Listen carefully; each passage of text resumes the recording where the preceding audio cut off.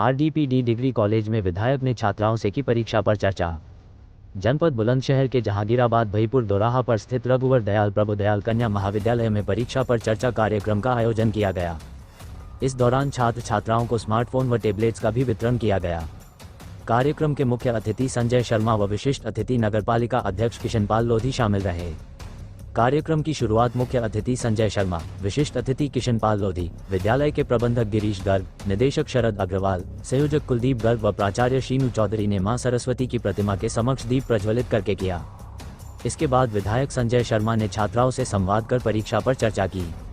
अनेकों प्रश्नों को लेकर छात्राओं द्वारा अपने लक्ष्य की प्राप्ति के साथ भविष्य में शिक्षा को लेकर अनेक बिंदुओं पर चर्चा की। विधायक ने बताया कि अपने लक्ष्य को केंद्रित करते हुए सफलता हासिल की जा सकती है। साथ ही जिज्ञासु छात्राओं ने भी अपने प्रश्नों को लेकर विधायक के सामने तर्क वितर्क किया। इसके बाद विधायक ने आरडीपीडी डिग्री कॉलेज व आरडीपीडी इंस्टीट्यूट ऑफ हायर एजुकेशन के छात्र छात्राओं को स्मार्टफोन और टैबलेट्स वितरित किए। देखिए खबर निष्पक्ष वार्ता समाचार पर।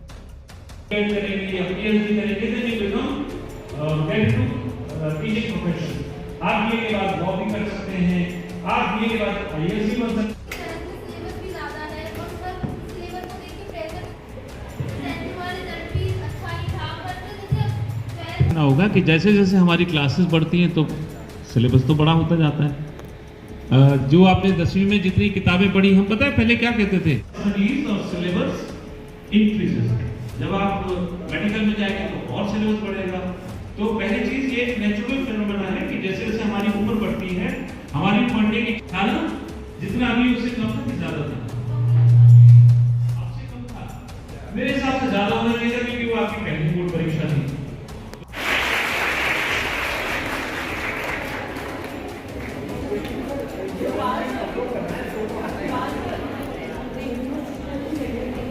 हिमांशी, श्री विक्रम, इकराम, आरिफ,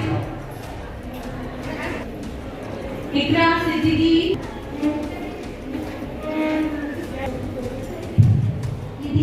आगे एकता इब्राहिम।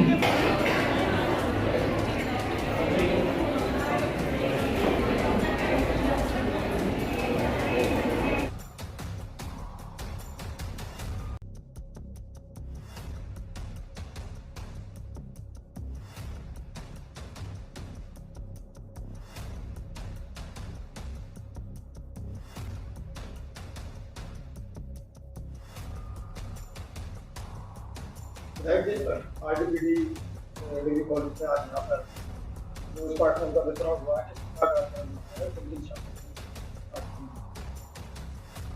आप सब लोग जानते हैं कि हमारी सरकार की योजना है कि जो हमारे छात्र हों, क्योंकि आज टेक्नोलॉजी का ज़माना है और कोई छात्र जिसके पास संसाधनों की कमी हो वो टेक्नोलॉजी के मामले में पीछे ना रह जाए। उसके दृष्टिगत सरकार ने ये रखा है कि हर स्टूडेंट को जो डिग्री कॉलेज में पढ़ रहा है उसको मोबाइल फ़ोन और टैबलेट्स दिए जाएं।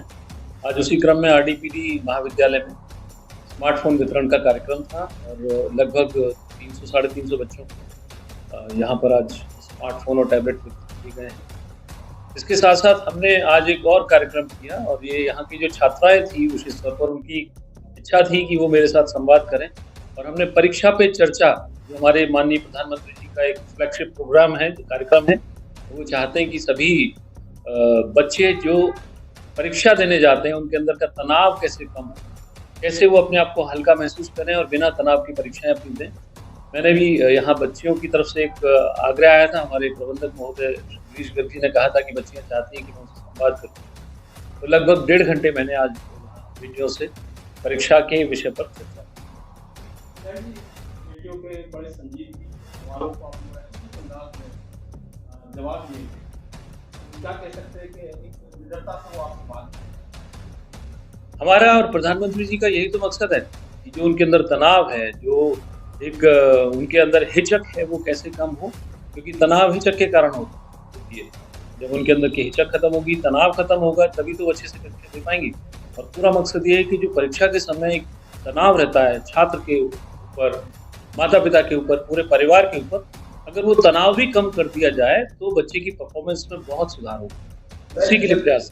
जिस प्रकार जो ये कार्यक्रम चल रहे हैं, संवाद द्वारा जो आपने बच्चों के साथ जो आज संवाद किया है, क्या लगता है कहीं ना कहीं तो शायद हो रही है, बच्चे आगे बढ़ रही है और जो उनकी ढोलक की जो प्रतिभा है सामने आ रही है कई बार, क्या लगता है क्या बेटियां आगे बढ़ रही हैं? निश्चित रूप से बेटियां पूरे देश में आगे बढ़ रही हैं।